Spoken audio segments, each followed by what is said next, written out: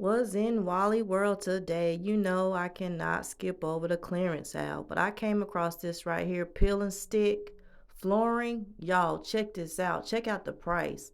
And they had plenty. Like if you're doing like a small space, like a small kitchen, like I have a small kitchen, but I'm a renter, so I'm not trying to replace the flooring right here. But just if, times will get warm outside, people are getting, more creative, more active, wanting to do things around the house and stuff. You have rental properties, might want to pick this up. I don't know the quality of this brand right here, but look at this price.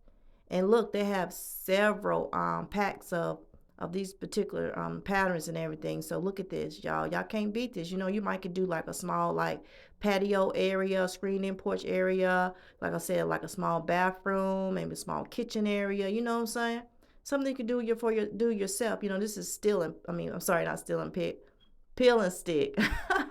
You know what I'm saying? So check this out at your local Walmarts. This is the one at my local Walmart. It says 12 by 12 by 6 inches. Okay, so hey, look at these patterns. Not bad.